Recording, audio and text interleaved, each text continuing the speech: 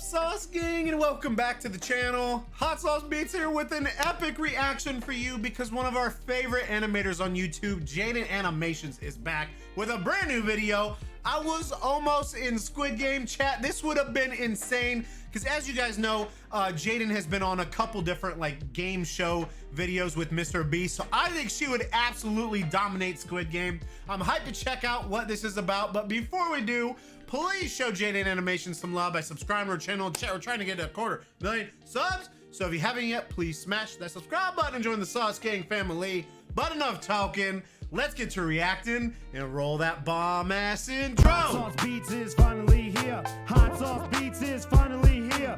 Eat, sleep, make beats. Eat, sleep, make beats. Hot Sauce Beats. Woo woo. Hold up, wait a minute. Jaiden's got to put something in it. When I say I was almost in Squid Game, I specifically mean Netflix's reality show version, not like the actual one where that would have been sick died. though. Sorry for a bit of a bait there, but also I'm not lying. So before I get into that whole story, I need to explain how I was even put in that situation to begin with. Early last year, Jacob, our friend Joe, my brother Jax, and I all went to this little Squid Game pop-up event hosted by Netflix. It looked interesting, to say the least. A combination of curiosity and boredom are what convinced us to buy tickets. Our Uber took us to the location provided, and we were dropped off at a scary back alley in the streets of LA. Nope! Are you sure this isn't a setup for, you know, the actual Squid Game? We hunted down the entrance, headed up Squid Game themed stairs, and inside was a big lobby with merch, snacks, decorations. You know what else was in there?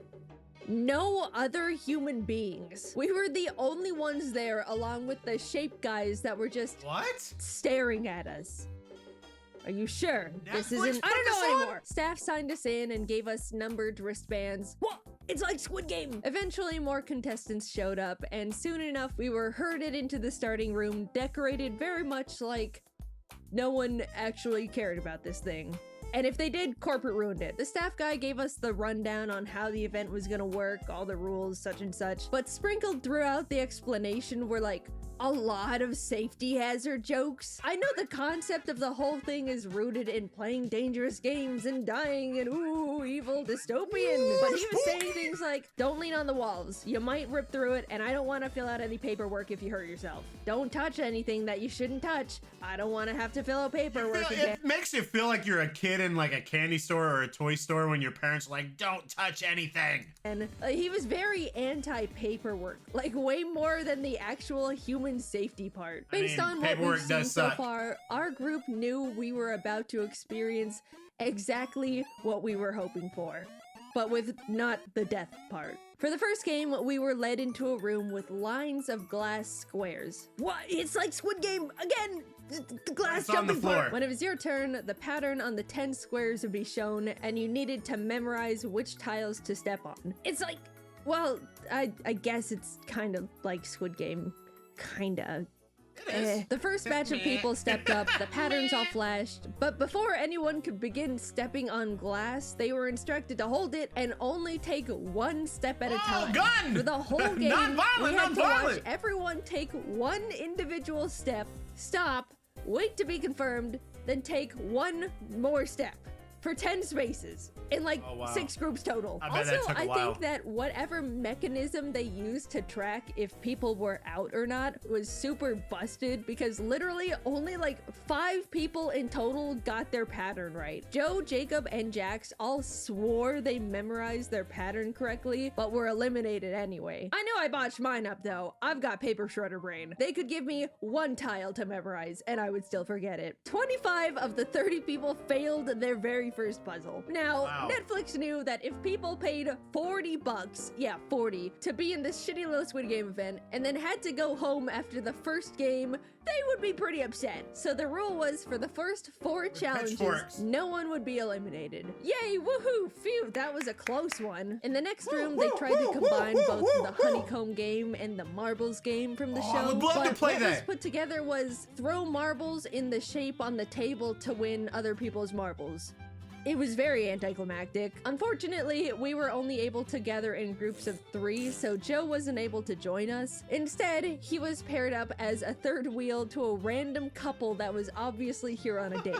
Jax cleaned up shop on us. He got would be all an our epic marbles date, within chat. minutes. But over at Joe's table, malicious injustice was afoot. Apparently, the 2 people that were in a romantic relationship ganged up on Joe, and after taking all his marbles, just split them up between each other. Despite there being no actual stakes in the game, Joe was furious simply out of principle and swore to get revenge on them somewhere, somehow. Before he could even start any beef, we were brought into the next room, and again, we're split into groups. Joe's pretty fuming. 4. They really liked group activities in this thing. Walking through the doors to the challenge, everyone was stationed around a respective gift coffin. After opening them up, so this also, I'm guessing, this was before the in real life event, so this was also before season 2 came out.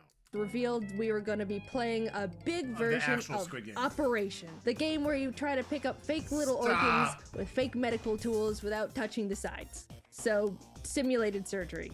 Like, I guess that was kinda in Squid Game. At least they decorated the boxes like it, but I mean, we're really pushing it at this point. Jacob and I randomly got paired up with this married couple, and the 4 of us started inspecting the tools when suddenly the woman goes, "Oh, will you pass me the forceps?"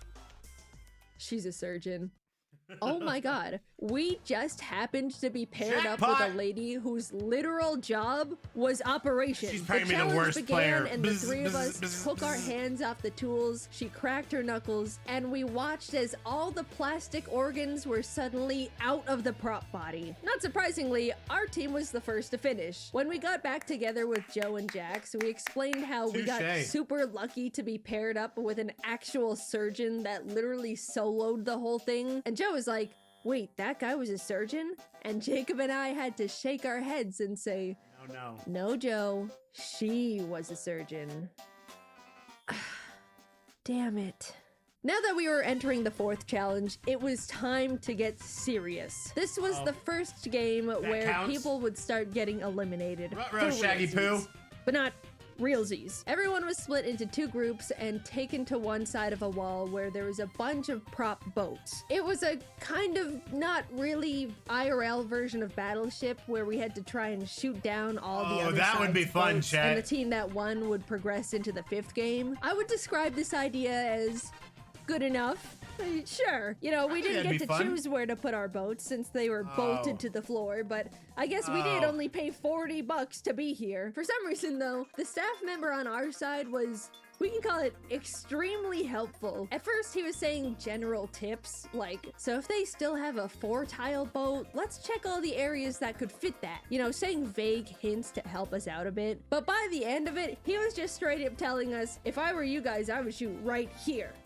Like, this guy wanted us to win, and win fast. So either he had some kind of bet going on with the other staff members, or dude just had places to be. All the other team's boats were sunk, and the remaining 15 or so people were led into the semi-final game. It was obvious as soon as we saw her, we were finally playing the classic red light, green light. It was decorated like the show, the doll was there, but there were giant gift boxes scattered around the room to act as obstacles, because when you think about it, red light, green light isn't high stakes when staff can't actually shoot the contestants. Like, something had to be added to spice it up a bit. We gathered on the starting line, and the game started. As we were playing, I was thinking, how are they measuring if we're moving or not? You know, I doubt they recreated the entire motion tracking doll thing just for this pop-up that's getting torn down after a month. I figured the only thing they could be using to track motion is our wristband, so in between the green lights, I focused